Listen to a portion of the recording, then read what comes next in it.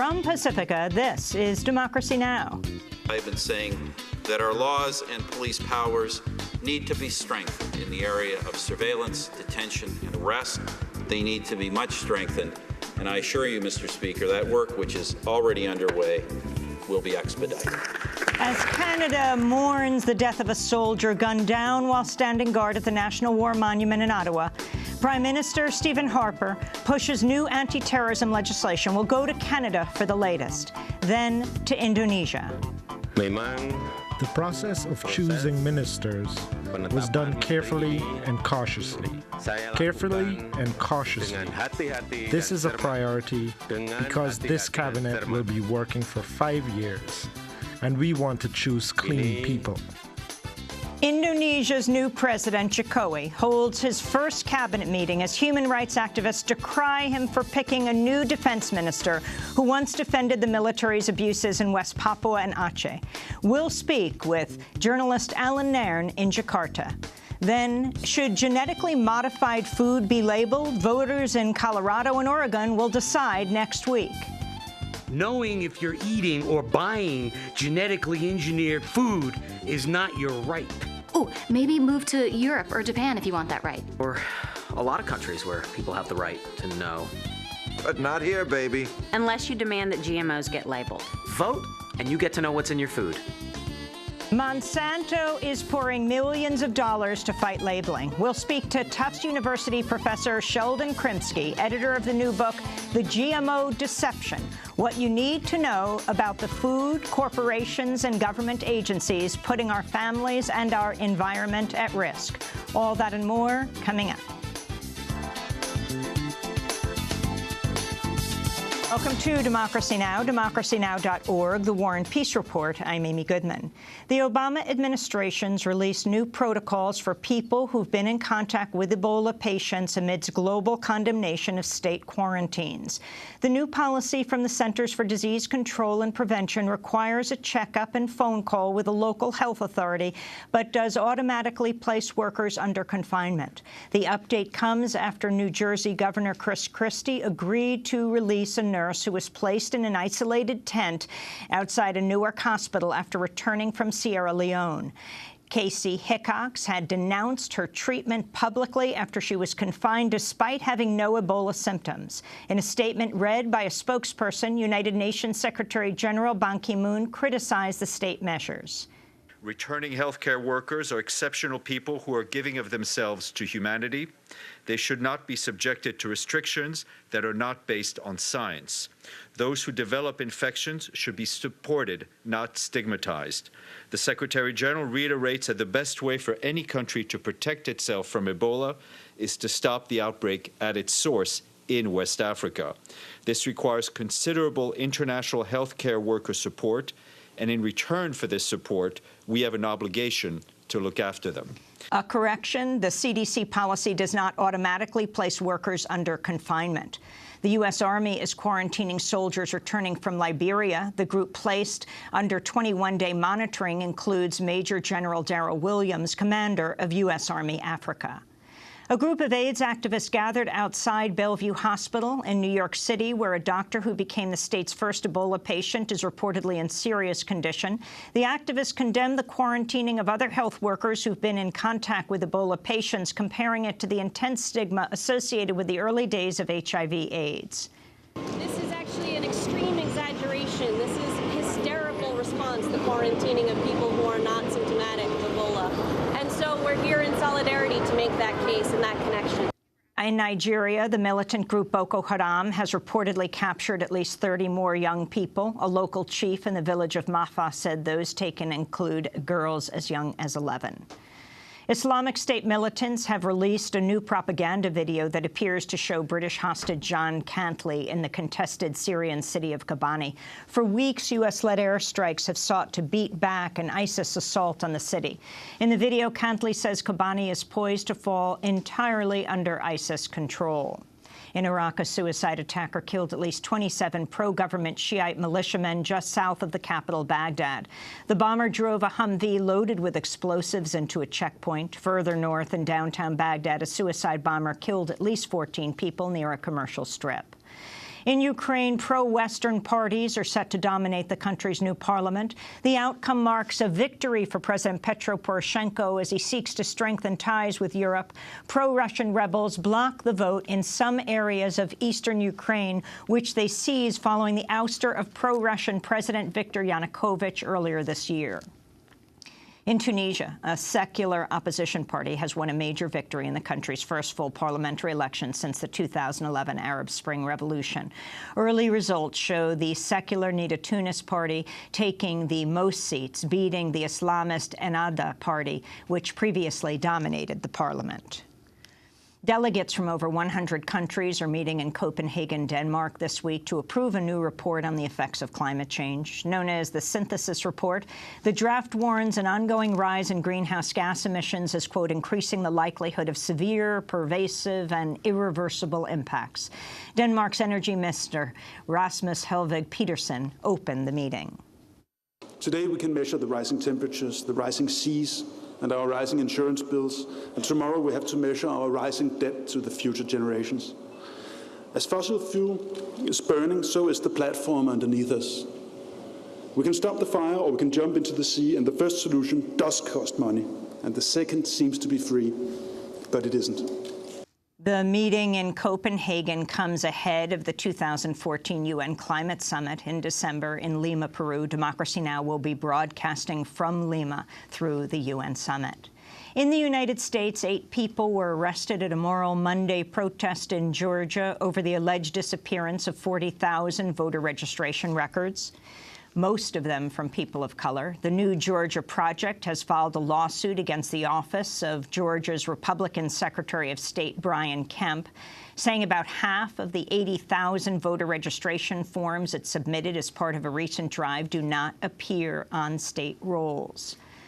A newly obtained audit shows the U.S. Postal Service approved nearly 50,000 requests last year from law enforcement in its own inspection unit to secretly monitor Americans' mail. The New York Times reports the numbers far higher than the Postal Service had previously disclosed.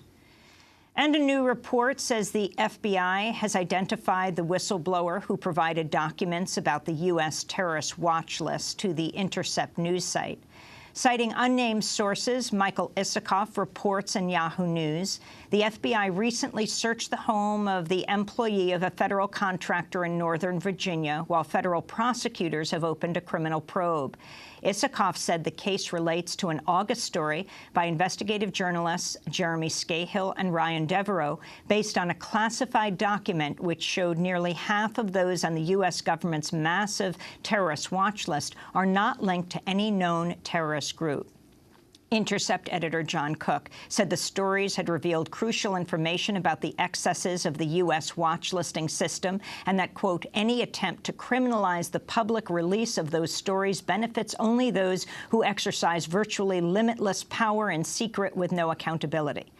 Last week, The Intercept's Jeremy Scahill described the significance of the revelations on Democracy Now! This document and others like it had been long sought after by the American Civil Liberties Union and other legal organizations and lawyers who represent clients who have been unjustly placed on the no-fly list. We saw an immediate impact from what this extremely principled and brave whistleblower did, in that it's already been used in court cases. A federal judge has declared the aspects of the watch listing program that disallow people from knowing their status on the watch list to be unconstitutional. The existence of a second whistleblower is also noted at the end of Laura Poitras's new documentary, Citizen 4, about NSA whistleblower Edward Snowden. Jeremy Scahill has not discussed his source, but told Isikoff, quote, the Obama administration, in my view, is conducting a war against whistleblowers and ultimately against independent journalism, unquote. And those are some of the headlines. This is Democracy Now!, democracynow.org, The War and Peace Report. I'm Amy Goodman. And I'm Aaron Matte. Welcome to our listeners and viewers around the country and around the world. We begin in Canada as it grapples with the aftermath of last week's gun attack on the nation's parliament in Ottawa. On Wednesday, a gunman named Michael Zahaf Bebo shot and killed Corporal Nathan Cirillo, a soldier guarding the National War Memorial. Zahaf Bebo entered the nearby parliament, where he was shot dead in a gunfight. The attack occurred as Parliament was filled with lawmakers, journalists, and staffers who were forced to hide for hours. The Canadian Prime Minister, Stephen Harper, was just one door away when the shooting broke out. Corporal Cirillo was buried Friday in a national ceremony. A Canadian soldier read a statement from his family. On behalf of our family, we want to say thank you to the entire nation. On October 22nd, we lost a son, a brother, a father, a friend, and a national hero. We are not only mourning as a family, but also a country. When we lost Nathan, we all mourned as one. There are no words to express the sadness that has fallen upon us all. We take comfort knowing Nathan has done our country proud. The support of the nation in this devastating time provides a measure of comfort and helps make this almost bearable. In the days since the shooting, the gunman, Michael Zahaf Bibeau, has been identified as a convert to Islam with a history of drug abuse, criminal activity, and mental illness. The incident came 2 days after another violent attack on Canadian troops in Quebec. Martin Couture-Rouleau, also identified as a radicalized Muslim convert, drove a car into 2 soldiers, killing one of them. The attacks have sparked fears of blowback shortly after Canada joined the U.S.-led war against Islamic State militants in Iraq. One witness said Zahaf Bibeau yelled about Iraq during the shooting. On Monday, Canadian police said Zahaf Bibeau had made a video referencing Canadian foreign policy and the Islamic faith.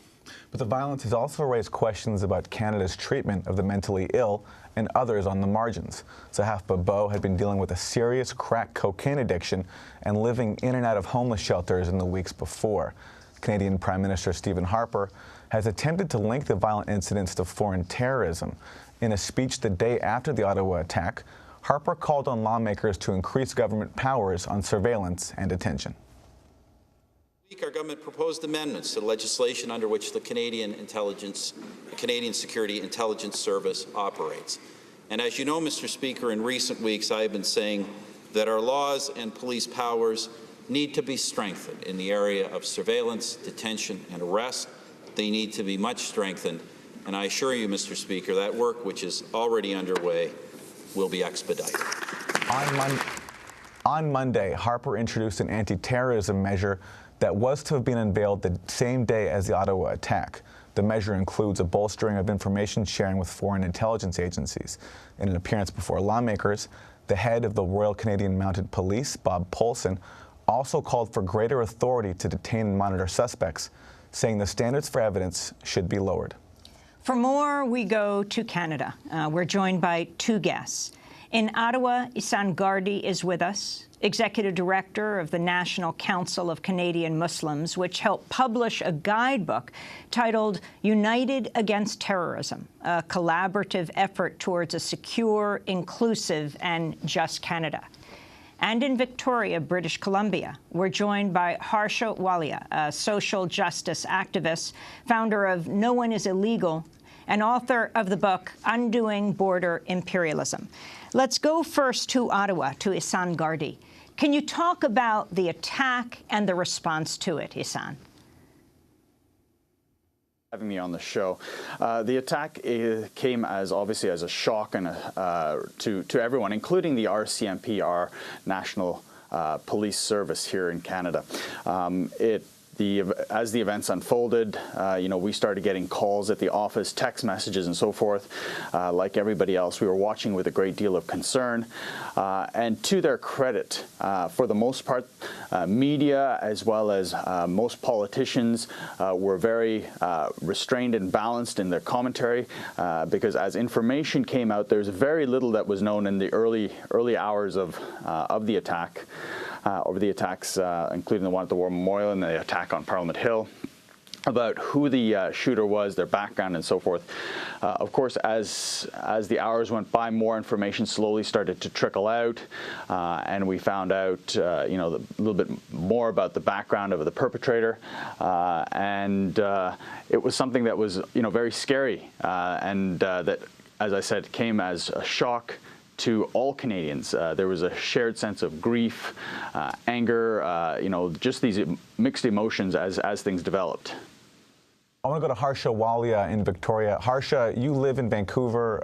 You work and organize in the downtown east side. That's the community where the gunman, Michael Zahav-Babo, battled drug addiction and was in and out of homeless shelters. What's your take on the response to the shooting, and what do you think has been missing from the discussion? Thanks, Aaron. Thanks for having me. I think there's a few things that have been operating. One, of course, is that the dominant discourse is one that's really racialized and Islamophobic.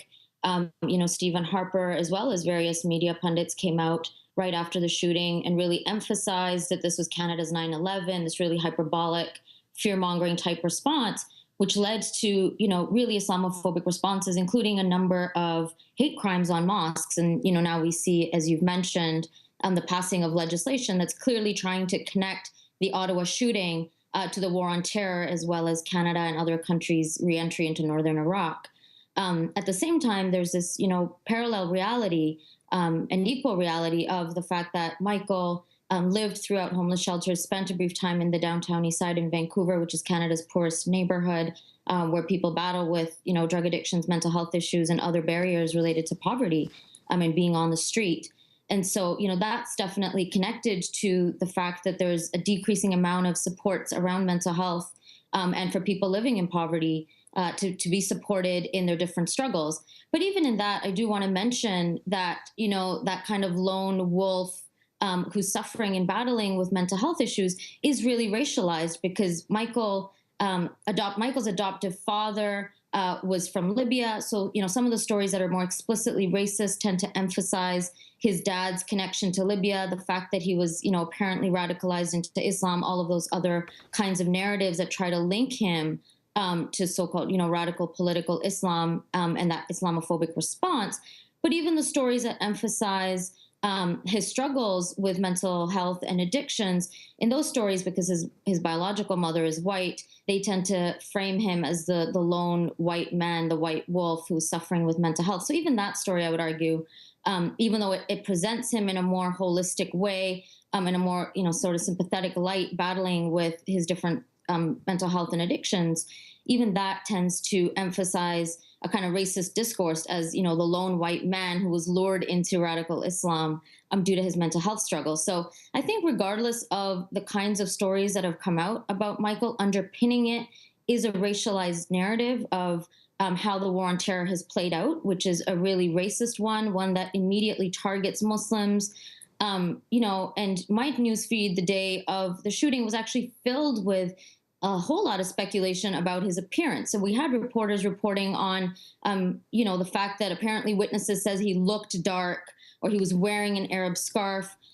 It was almost comical because some reporters said he looked Indigenous Aboriginal, others said he looked Latino, others said he looked Arab. So right away, the kind of racialization and racism that underpins this story, I think, is actually what's missing, which is what are the ways in which we as a society and media and government immediately, almost intuitively, tend to link attacks such as this one as quickly as possible and as opportunistically as possible to the war on terror and to Islam. I want to turn to John Horgan, opposition leader with the New Democratic Party in British Columbia, and remarks warning about a rush to expand security laws.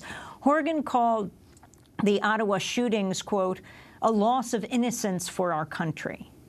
As we reflect upon the loss of life today and the loss of innocence for our country, I think we also have to recognize that our democratic institutions must be open and accessible to the people who send us here.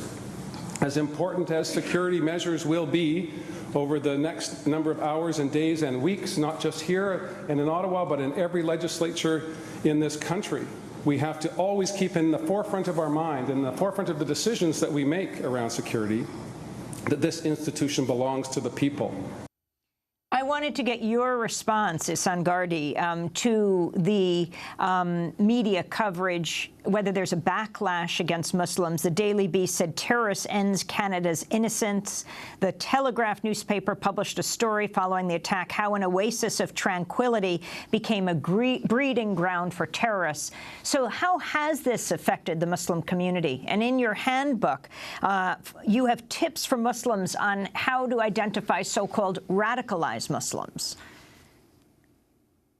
Well, this obviously has affected the Canadian Muslim community like it's affected our fellow Canadians. It's something that we take extremely seriously. And of course, there's a natural concern, as you said, regarding a backlash. And as your other guest mentioned, there have been some incidents that have been reported, including vandalizing of mosques. There's been a mosque in Cold Lake, Alberta, that had bricks thrown through its window and the words spray painted on it, Canada and go home, which the feedback we're getting from our fellow Canadians is that this is the most un-Canadian of responses to these kinds of events. As you mentioned, our handbook, which is the United Against Terrorism handbook, I have it here with me, which is available on our website at nccm.ca for download, so any of your viewers and listeners can read that for themselves. Really, it's split into 5 sections. It talks about, for example, as you mentioned, signs and symptoms of individuals who could be becoming radicalized towards extremist violence. It talks about the RCMP and what their role is in national security, helping Canadian Muslim communities across this country understand what their role is in national security and the role of other security agencies. And there's a section as well from our organization, the NCCM, talking about what are the rights of Canadian citizenship, but equally what are the responsibilities. So there's a balance there. Now, this is just one response to this phenomenon, and it was something that actually took place over 14 months. Started with conversation cafes that were held in Winnipeg, discussing this issue of radicalization towards extremist violence, and it really collected and put together in a handbook all the discussions that came out and the questions that came out to act as a guide for communities across this country. Other initiatives that have and continue to take place include, for example, a conference was held last month in Calgary called Own It, directly looking at this topic of radicalization towards extremist violence. And we have to remember that, you know, the discourse and the dialogue, it's important. The terminology and how we phrase these things is important as well. Radicalization in and of itself is not necessarily the issue. It's radicalization towards extremist violence when the individual makes that distinction that their only choice in terms of expressing their grievance or frustration or venting that is through violent action. Others in the past have been called or perceived as radical. For example, Martin Luther King was called a radical. The protesters in the Vietnam War were called radical. So it's important that we distinguish between the two and ensure that the conversation is clear. Again, as your other guest mentioned as well, there are a number of facets to this issue of radicalization towards extremist violence. Search for identity, belonging, and so forth certainly seems to play a role. As your other guest mentioned as well, these individuals, they both seem to come from troubled backgrounds. So social services has to be a part of the conversation. There's been indications of mental health issues, so mental health services need to be brought in. And again, we want to be careful there as well. As was mentioned, we don't want to stigmatize an already stigmatized community by laying the blame at the feet of any particular cause until we actually have more research and study into this phenomenon. The internet and the role of the internet, certainly not as possibly a causal factor, but it absolutely plays a facilitating role in allowing those who would push out extremist messages of extremist violence and propaganda that targets our most vulnerable and those who are most impressionable. And we have to remember that while there has been a focus, for example, on converts or on the young, what we've seen from individuals who have been radicalized towards extremist violence, those who have left Canada, for example, to fight overseas, is that they don't seem to come from any single profile. They've come from different socioeconomic backgrounds, different ages. So as tempting as it is, and we understand that desire to have sort of a silver bullet magic potion solution to be able to say, this is the issue. This is a multifaceted problem, a multifaceted challenge, and it's going to require a multi-pronged short, medium, and long-term approach. As was mentioned, our government has introduced new legislation to expand the powers of our security agencies, and obviously we're watching that with a great deal of concern.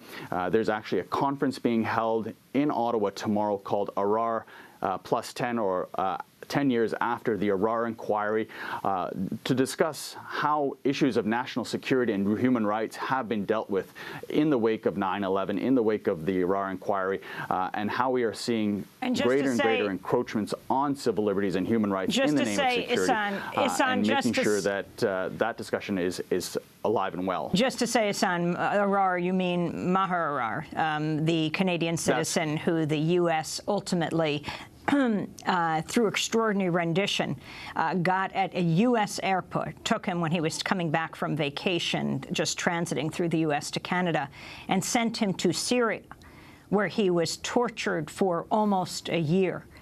Ultimately, he was sent back to Canada, and they awarded him millions of dollars, and the U.S. has never apologized for what they did to him. That's correct. And that's just one case, the case of Mr. Arar. There are other cases of Canadians who were detained overseas and tortured. Abdullah al-Malki, Ahmed al-Mati, Moyed Nuruddin in the Yaqabuchi inquiry with Justice Yaqabuchi. Other Canadians like Abu Sufyan Abdul Razik. Canadians who are still being detained abroad, like Hussein Jalil, who's being held in China, or Bashir Makhtal, who's being held in Ethiopia.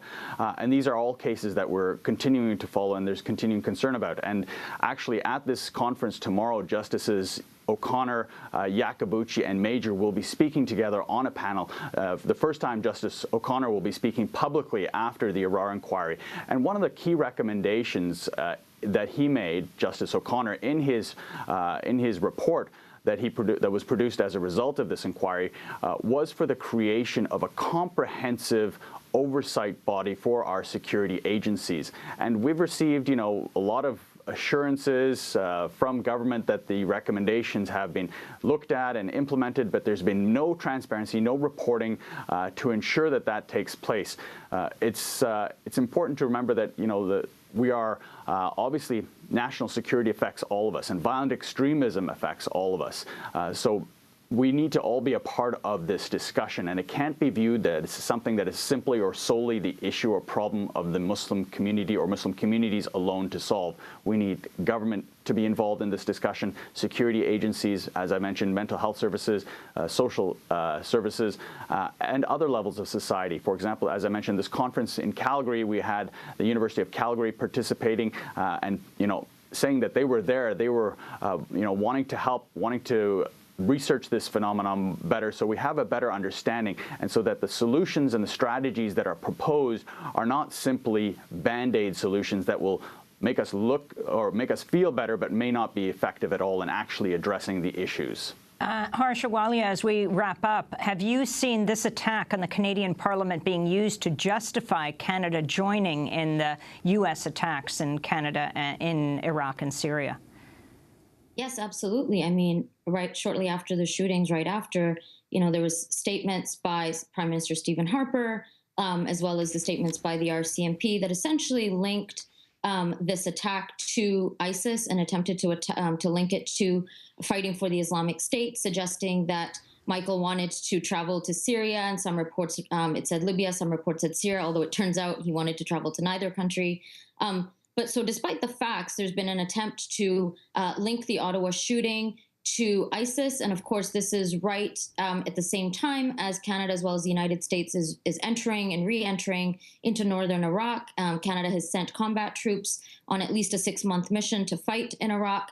And so there's no doubt that the Ottawa shooting has provided a really necessary pretext, an ongoing pretext, to justify war and occupation in the Middle East, Canada's foreign policy in the Middle East as it follows the United States to go to war, as well as, the ongoing war at home, if you will, right, to continue to curtail civil liberties, to continue to surveillance and spy on people.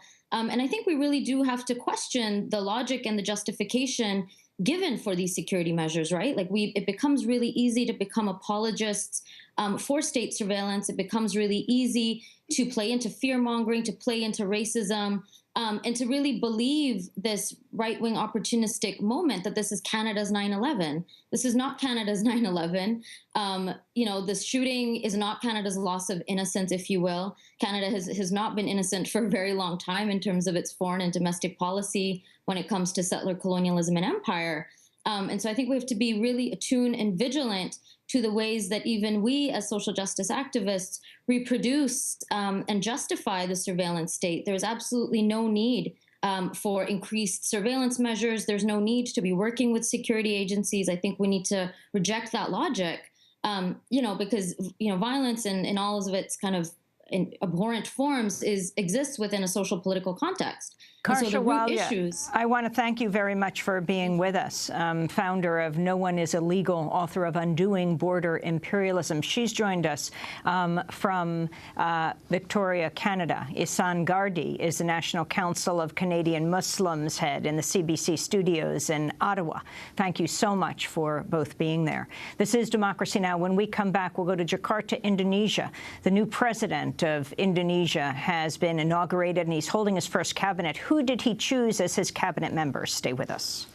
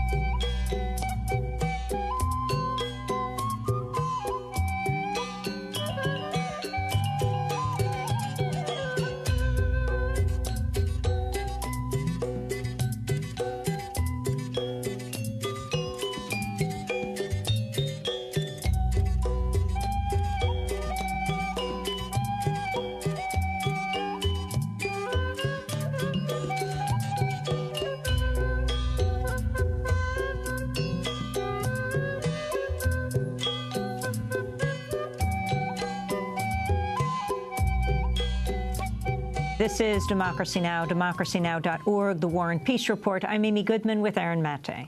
We turn now to Indonesia. On Monday, the country's new president, Joko Widodo, held his first cabinet meeting a week after being sworn in.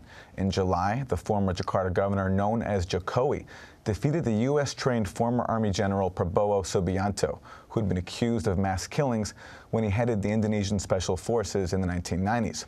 Over the weekend, President Jokowi said he wanted to form a, quote, clean cabinet. The process of choosing ministers was done carefully and cautiously. Carefully and cautiously. This is a priority because this cabinet will be working for 5 years, and we want to choose clean people. We choose not only those capable in their fields, but candidates who are also strong in operational leadership and have great managerial ability. While human rights groups hailed the defeat of General Prabowo in July's election, President Jokowi is facing criticism for picking former Army Chief of Staff Ryamizard Rayakudu to be Indonesia's new defense minister. Over the past decade, Ryamizard has defended the military's actions in West Papua and Aceh and publicly claimed civilians become legitimate Army targets if they dislike Army policy or have the same voice as anti-government rebels.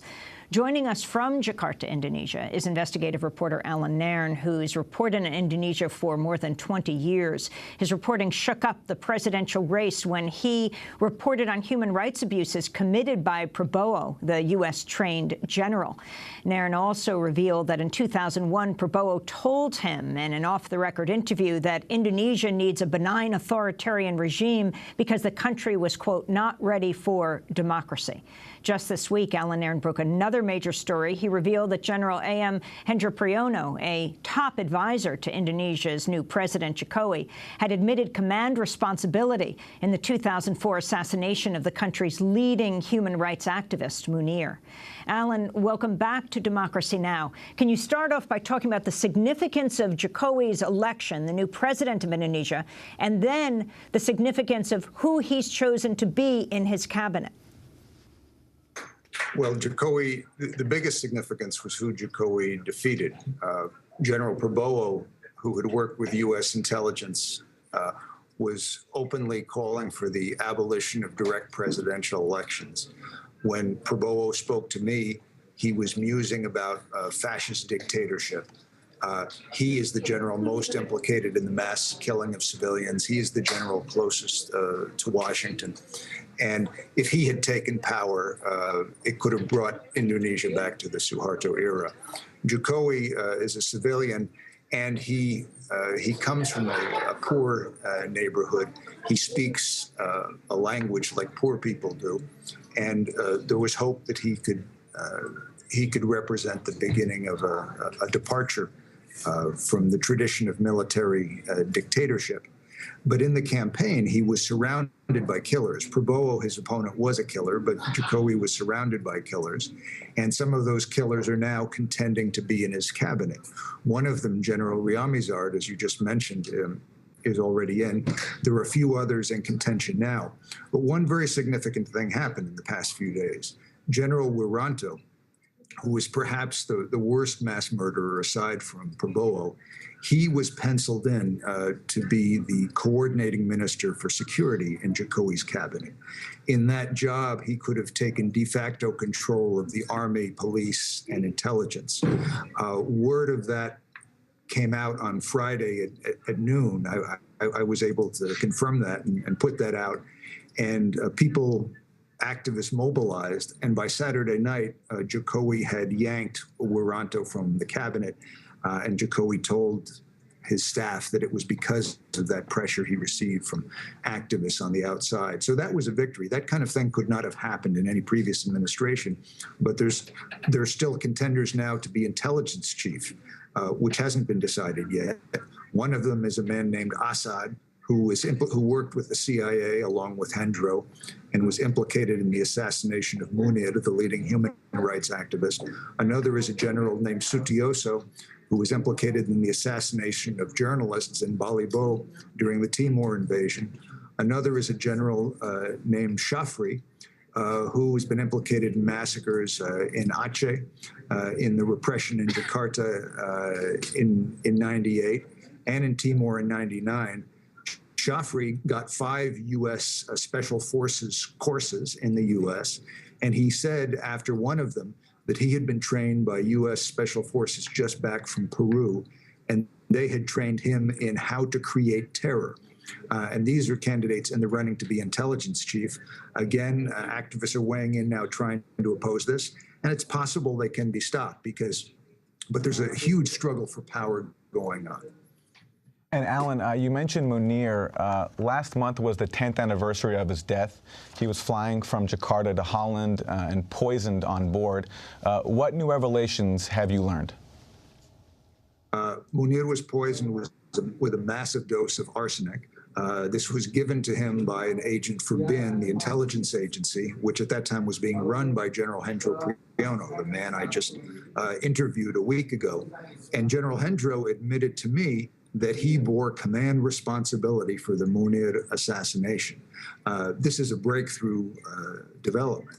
He also agreed, after I had about 2 hours with him, and just was able to repeatedly question him and press him on 3 major atrocities: Munir, a massacre at Talang Sari, the 99 massacres in Timor, and was able to get him to say in the end that 1, he accepted command responsibility in the Munir assassination, that 2, he was willing to stand trial for those 3 atrocities, and that 3, he would call for the release of all secret Indonesian government documents and U.S. documents from the CIA and the NSA and the Pentagon and the White House as well, relating to those cases.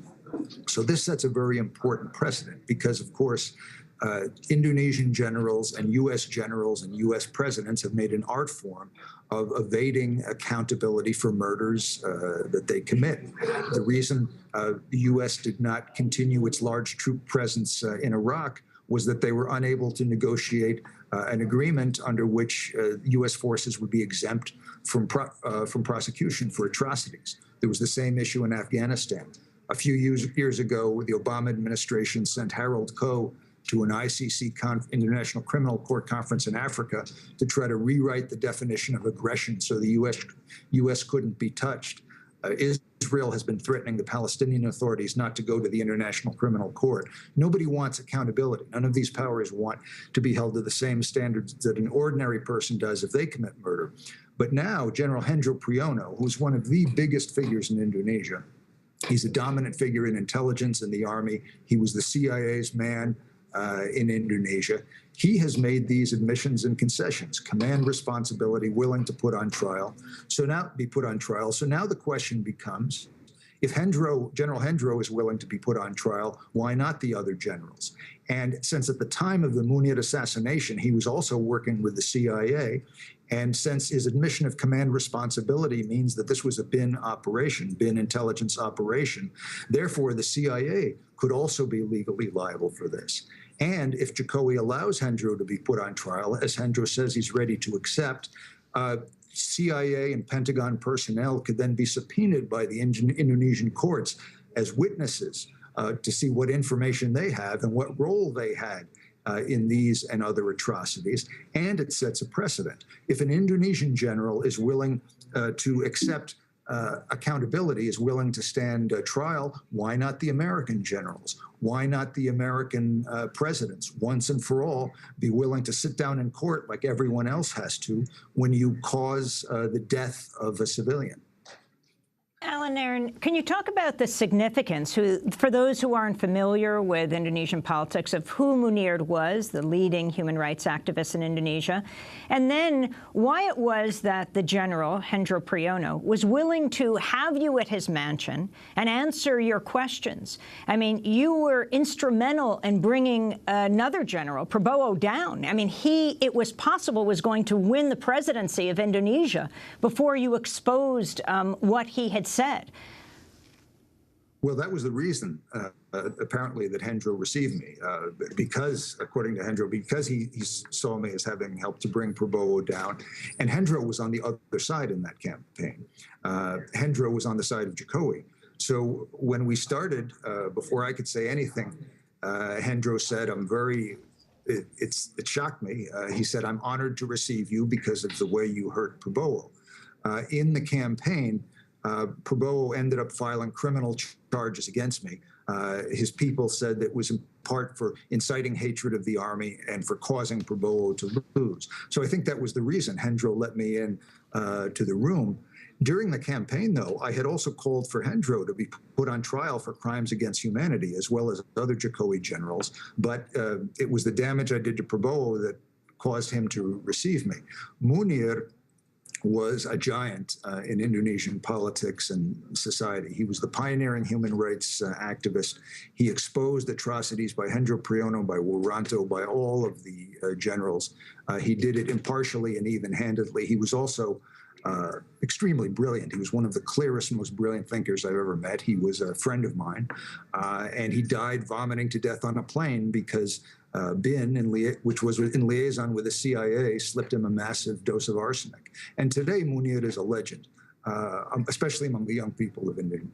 And it's appropriate. It's one of those rare cases where historical credit goes to the person who actually deserves it. There are Munir T-shirts, there's songs about Munir, because people know that he was one who stood up for the people, and they killed him for it. And Alan Aaron, his responsibility, Hendro Prijono's responsibility in the 1999 terror campaign in East Timor, when the Timorese were voting for their independence, Indonesia burned almost all of it to the ground. You survived that. You covered it to the end, the last Western journalist in Timor at that time.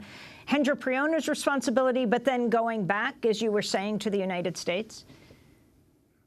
Hendro Prijono at the time was the Minister of Transmigration. According to the UN Truth Commission in Timor, Hendro was one of the architects of the militia terror campaign that burned down 80% of the structures in Timor, included massacres, rape, machete attacks on churches, etc. And he was also the one who, they said, masterminded the mass deportation, forced deportation of almost 400,000 Timorese, an astonishing operation. And as that was going on, the U.S. was still backing the Indonesian army. The Clinton White House was still backing the Indonesian army. And it was only the rising crescendo of world press coverage of the arson and the rape and the terror that was happening, and pressure from Congress that finally at the last minute caused Clinton to relent, say, okay, he gave the concession, we will cut off aid to the Indonesian army, finally, all of it. And within about a day after that, the Indonesian army announced that they were giving up and pulling out of Timor, and would allow the UN-sponsored referendum in which the Timorese had voted for independence, allow that to go into effect. And during that campaign, at the end, as I was there left in Dili, I was arrested on the streets by Wiranto's army and held as prisoner in the military headquarters. And I could see from inside that military headquarters the militia, the men in red headbands in civilian dress who would go out and commit the atrocities, and they were running right out of the army bases. But now General Hendro Priyono says he's willing to be put on trial for that, as well as the Talang Sari massacre, as well as the Munir assassination. So now it's up to President Jokowi to see whether he will allow such trials to go forward, and it sets a precedent. Imagine trials for generals like Hendro Priyono, trials for the American CIA directors like George Tenet, who met with Hendro Priyono, who were sponsoring people like that, trials for the American generals who were committing similar atrocities directly in places like Iraq and Afghanistan, indirectly in places like Guatemala and Salvador and Gaza, and countless other places, trials for the American presidents who sponsored this. The kinds of concessions that Hendro Priyono made set very important precedents, just beginning with the release of all those secret documents from the CIA, from the NSA, from the White House, from the Indonesian police, intelligence, and military. It would be opening a Pandora's box. And it's long overdue, because we have to know the truth about state mass murder, and we have to put those who committed on trial, be they Indonesians, be they Americans, anyone. Alan Nairn, I want to thank you for being with us. Journalist and activist, has reported from Indonesia for decades, previously exposing government killings of civilians, as well as in Latin America, an award-winning journalist. We've been speaking to him in Jakarta, Indonesia. We'll link to his reports at democracynow.org. When we come back, voters in Colorado and Oregon are going to the polls. They want labeling for genetically modified foods. Monsanto is pouring in a fortune to prevent that from happening. We'll talk to the editor of a new book, The GMO Deception. Stay with us. Monsanto, ruler of the earth, the air and water too. Have you ever figured what you're gonna do when you find you've poisoned even you? Monsanto, have you no children to live beyond your time and live to feel the shame of your every crime? The GMO potato that McDonald's buys, and now it ain't even safe to eat a mess of fries. Monsanto, do you really think we can live without the honeybees? Can you change Mother Michael Nature? Hurley singing Bad Monsanto from the new compilation Doc GMO. This is Democracy Now!, democracynow.org, The War and Peace Report. I'm Amy Goodman with Aaron Maté. Well, food fights are raging in Colorado and Oregon. That is, fights over ballot initiatives that would require the labeling of genetically engineered food. On Election Day, voters will cast a yay or nay for Proposition 105 in Colorado and Measure 92 in Oregon. The states could become the first to mandate labeling laws for genetically modified organisms, or GMOs, possibly affecting industry labeling practices across the country. Numerous items are already sold in grocery stores containing GMO corn and soy, but companies are currently not required to inform consumers. Advocates of Prop 105 in Colorado say GMO foods can be harmful to human health due to pesticide residues and the altered crop genetics. Several celebrities have banded together to support the Right to Know campaign with this playfully ironic PSA that begins with actor Danny DeVito.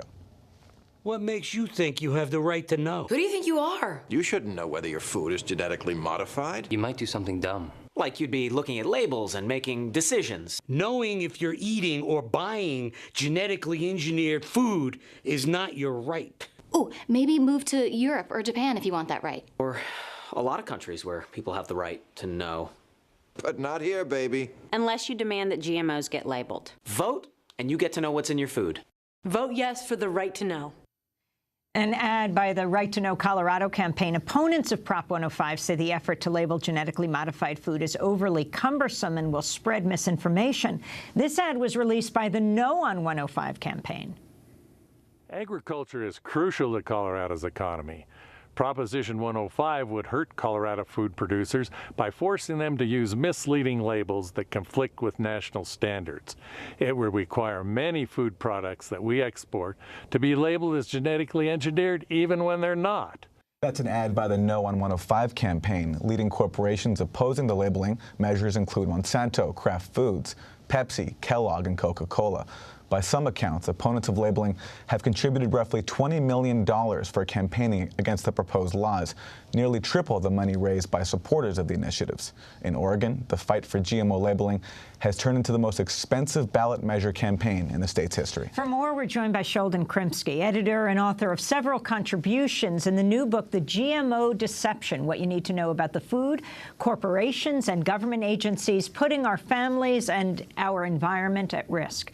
He's a professor of urban environmental policy and planning at Tufts University, as well as an adjunct professor in the Department of Public Health and Family Medicine at Tufts School of Medicine. Professor Krimsky is also a board member of the Council for Responsible Genetics. Sheldon Krimsky, welcome to Democracy Now! Thank you. So I just flew back from Austria, which is GMO-free. And they're very puzzled when they look at the United States. I mean, they are GMO-free. They don't allow genetically modified foods to grow there. They're puzzled when they look at the United States that we're not talking about GMO-free country. We're talking about labeling the foods that are genetically modified. You can be for GMOs and still support labeling for them. Right. So talk about the significance of these ballot initiatives. I mean, what's going on in Colorado is a true battle. Monsanto and these other corporations pouring in millions. Now Chipotle has joined Ben & Jerry's and a lot of environmental groups in saying that they want the labeling. Why do you think the labeling is such a problem? What is the problem with GMOs? I think you have to go back to the history of regulation in the United States. The Dan Quayle Commission produced a position paper basically on how to regulate biotechnology. Out of that, they said that you don't have to regulate genetically modified food. So if you put a chemical into a processed food, you have to go through FDA regulations. But if you put a foreign gene into a plant, according to the FDA, you don't have to go through regulations. They give the corporations the opportunity to decide whether they want to market the food or not. So when you start with that assumption, where they think and believe that putting foreign genes into food is no different than just creating hybrid crops, once you follow that logic, then they say there's no need for labeling. Europeans have never followed that logic. They say you have to test each of these products because you don't know what the outcome is going to be. Your book makes the case that the science on GMOs has been corporatized, that companies like Monsanto have had such a huge influence over the research and the conclusions of scientists. How has that come to be when, for example, on the issue of fossil fuels, we have a consensus of climate scientists that fossil fuel extraction causes global warming and needs to be stopped, even though that would be harmful to major companies? How is it that agribusiness has come to control the science, as you claim in your book? Well, there are some independent scientists, and they have produced some animal studies on the effects of GMOs. And some of those studies have shown that the effects are not good. And every time a scientist produces such a study, they are vilified by other scientists and other people who are tied to the industry. So we have seen from our own research that the science has been politicized, and there are many cases where we can show that scientists have been treated unfairly and unethically just because they have found negative outcomes with respect to the animal studies. While on the campaign trail in 2007, presidential candidate Barack Obama promised to label GMO foods if elected. Here's what I'll do as president. I'll immediately implement country of origin labeling because Americans should know where their food comes from. We'll let folks know whether their food has been genetically modified because Americans should know what they're buying. That was candidate Obama. What has President Obama done? Nothing. On the biotechnology area, he has not taken any initiatives at all. The FDA has held pretty much to their original position that labeling is irrelevant for GMOs and that it would add no useful information to consumers. The fact is that when polled, most consumers feel there should be labeling on GMOs to give them a choice. Everyone has the right to be a first user or a late user of a new product or technology. Remember Olestra, the artificial fat substance? Some people said, oh, you know, I'll just go for it. Other people said, well, no, not me. I'm going to wait until several million people have tried it. And we don't have that choice with GMOs unless we buy organic, because the government standards does say that organic foods are not supposed to have more than 1% GMOs in them. So that's the only choice people have, and organic is usually more expensive. On top of labeling, what other measures would you want to see implemented around the issue of GMOs? Well, for one thing, the Europeans have taken a position that these products have to be tested, that you cannot assume a priori that they're going to be safe. The United States has taken exactly the opposite position, that they don't have to be tested. We have evidence, and at least I found 22 studies have shown that the animals that have fed GMOs have had some negative effects. We don't know whether these 22 studies will stand up when they're retried, but nobody can tell us that these studies in peer-reviewed journals are not important or relevant. And sometimes the few negative studies that you have are more important than the dozens of positive studies which show nothing. So we have to take a very serious look at the studies that have been done which have shown that there are some negative effects. Can you talk about the major players in the ballot initiatives in Oregon and Colorado who are against labeling? For example, like Monsanto and... Well, the large corporations don't want to label for obvious reasons. They don't want to have a segmented patchwork communities where they have to present products to different states and different conditions. It doesn't work well for the efficiency of the corporation. So they would prefer to have one rule for every state and every city. Now, when California requires labeling on products because of environmental effects, those labels go to every other city and state in the country. So we all benefit from some of the California initiatives on toxic chemicals. And that could also be true with GMOs. If they label in Oregon, if they label in Colorado, they can just label everywhere. And the company is not going to lose out on that. They're trying to instill fear in the people that the food prices will skyrocket if they do that. Well, that's just fear tactics. We have some labeling, voluntary labeling, on genetically modified products used to make milk, bovine growth hormones. You can buy milk that says no bovine growth hormone. It hasn't skyrocketed the products of the cost of milk. Well, we have a chapter of your book online at democracynow.org. Sheldon Krimsky, editor and author of a number of contributions in the new book, The GMO Deception, What You Need to Know About the Food Corporations and Government Agencies Putting Our Families and Our Environment at Risk. He is a professor of urban environmental policy and planning at Tufts University, as well as adjunct professor in Department of Public Health and Family Medicine at Tufts School of Medicine. I'm Amy Goodman with Aaron Mate. I'll be speaking in Oslo, Norway, Saturday night. Thank you.